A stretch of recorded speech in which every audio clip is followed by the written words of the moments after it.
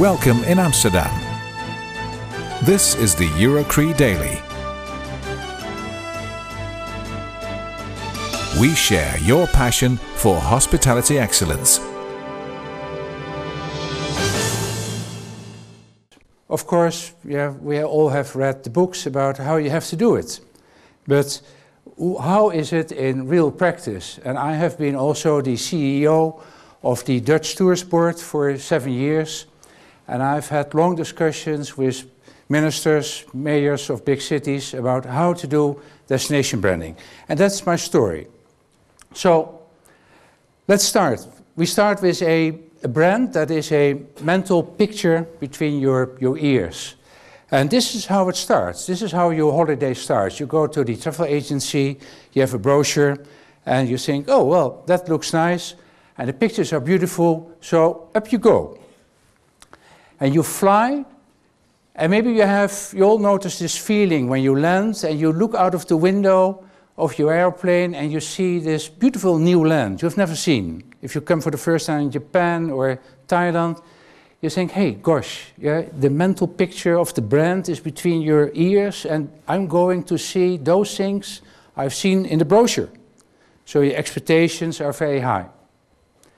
And then you come in the arrival hall. For those of you who have been arriving in Delhi 2 years ago or 3 years ago, very funny. You see a completely different picture, your country. But this is, let's say this is Thailand, and you have that first sense of arrival. And then you be transferred and you go to your hotel, and you all know this feeling. You stand at the swimming pool with your wife and you're saying, gosh, this it is. This is my destination. This is the brand I love. I'm going on holiday here.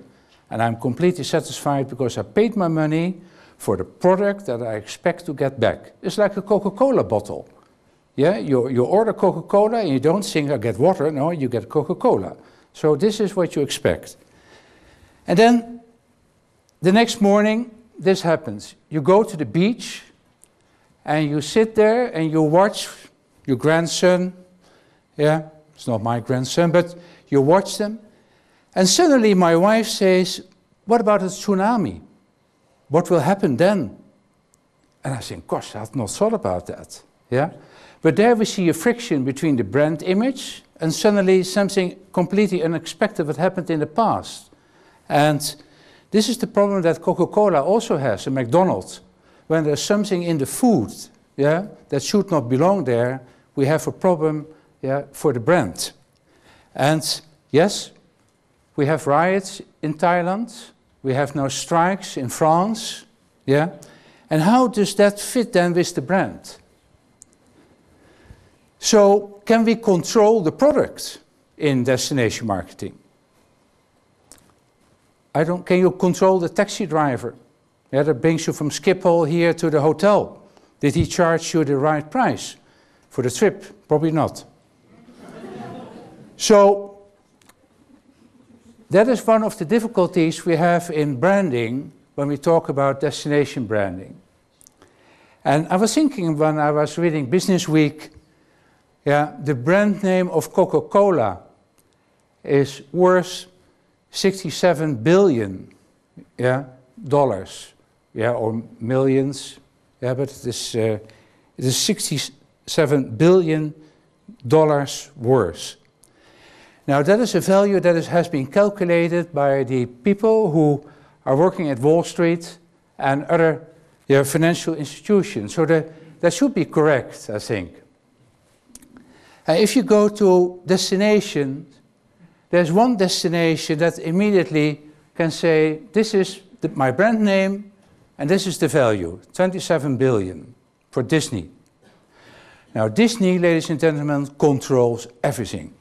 The moment you enter the gates, the moment you enter the parking lots, to the Coca-Cola, to the drinks, to the attractions, when something happening, they control the whole thing.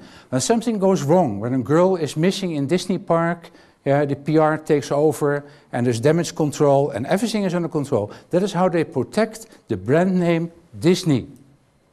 Is that happening in Paris? Is that happening in Amsterdam? Number two, in destination branding is McDonald's. 27. And they control, again, everything from the hamburger. Yeah, the number of salad is in it, yeah, the number of tomatoes. IKEA, another destination. There was an interview with a manager of a zoo that is doing not so well in Holland. And he said, yes, it's about all the people go to IKEA these days. IKEA is like an attraction park. And in fact, it is true. For €1, you can have breakfast there. Yeah? Pizza Hut. Who wants to compare Paris with Pizza Hut? But Pizza Hut has a more value in their brand name than whole Paris. And the same is with Starbucks, a destination nobody had heard about. I think 10 years ago, did you know Starbucks? These days, if I'm in Shanghai, I cannot escape. My wife wants to go to Starbucks because that's the best place to get coffee. Yeah? So she has found that destination, yeah, and she goes there. And I was thinking, what in the heck I'm doing? I'm CEO of Holland Promotion, and I must promote the brand name Holland. And my wife goes to Starbucks because she believes in the brand. Does she believes in the brand name Holland? Yeah? That is how the discussion started at home. Yeah? And I want to continue the discussion here. So, my statement is that commercial destinations like Disney and Universal Studios, yeah, they are not discovered anymore. Yeah, they are created by a lot of advertisement campaigns, by one manager who is in charge of the advertisement. And he decides exactly the policy with one manager who is in charge of the product of the destination. So this is about commercial destinations.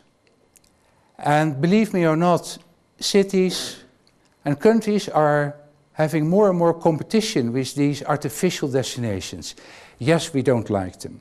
I don't like them. I hate them sometimes. Yeah? I've been a managing director of Six Flags Holland. I'm sorry, also one of the things I've done, yeah, for another 7 years. There's an amusement park, yeah, also a destination, completely artificial. I like to go to other places where I can discover things. But if you talk about branding, yeah, let's have a look at Dubai. Yes, of course, I know a lot of things are going wrong in Dubai. But this sheikh, he had a vision. He had absolutely a vision. He said, okay, at this moment I have a desert, I have no hotels, no attractions, nothing, so I'm going to build them. And out of nowhere, yeah, 20 years ago, yeah, you had not thought you were going to Dubai. I will go there on holiday, yeah, in January, yeah, because that destination completely artificial created. And what he also did, he created an airline called Emirates. And in the newspapers, it was that Emirates has now ordered, I think, about 30 of the new Airbuses 380 that can hold 600 people. 30. KLM, 0. Air France, 1. Yeah?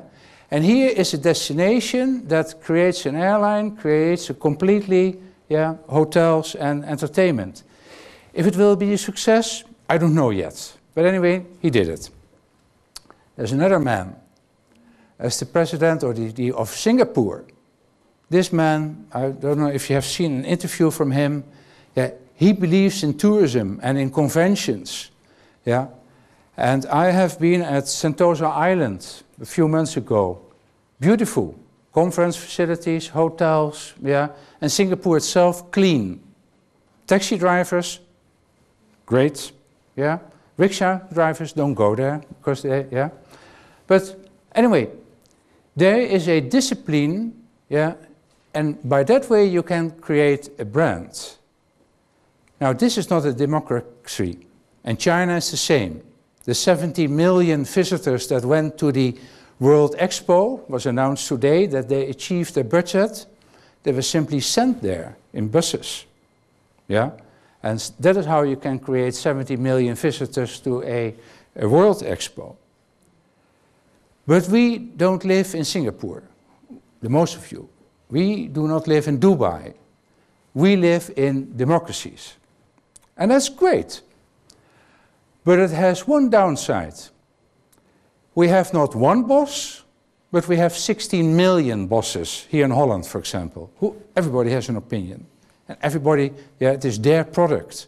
Yeah, and they want to talk about it. And that is great. That is positive. But can you build a brand with 16 million directors of marketing? Yeah, that is a little bit difficult. So that is why I asked the questions. Yeah, can indeed democratic cities and countries be branded? And I think yes, at the end I will end positive. Yeah, but I promise you, you have also something to discuss during drinks. So there is a nation branding index 2010, and that is being produced by Mr. Anholt. Maybe a few of you know him, and I think that's great what he's doing. And I beg you all here, all professors and all research people, please continue with the research. My story is not meant that you stop. My story is just meant to stimulate you to continue in your study and to produce papers, yeah, about branding, how you should do it, yeah, and how we can involve. So yes, Mr. Anholt started with the Nation Branding Index 2010.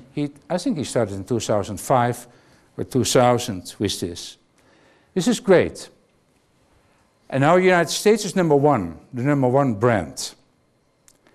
That's funny because when you Google on, for example, unitedstates.com, yeah, or newyork.com, yeah, and if you look, is there any national tourism office anymore in the United States? Also gone. Yeah. So how this has come? Yeah, that the United States is number one. Anyway, the same is with Germany, France, United Kingdom.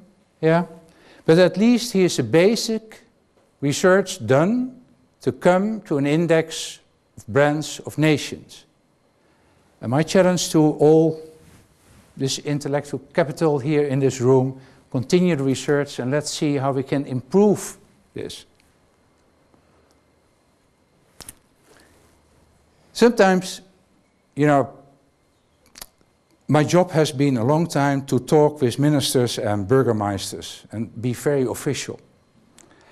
And yes, they pay you, so you're not going to tell them you're wrong. Yeah? But then they say, we did a great campaign. And then you say, yes, of course, let's have a drink. Yeah? We have to watch this because there's a lot of air in the room sometimes. And yeah. But this is the best destination promotion I have ever known. My teacher telling me where Amsterdam was, where Bangkok was, where Paris. And that was the moment that my dreams started of those far away destinations. That is why I still want to go, yeah, to Indonesia, because it was on the map all the time and people talked about it when I was 6. And I want to go there, I want to see that.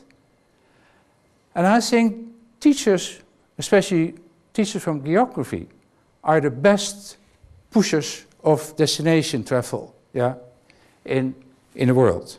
So, yeah, and if you see here from this picture and think about yourself, yeah, how you have been looking and dreaming to the maps, yeah, in the classroom if you were bored.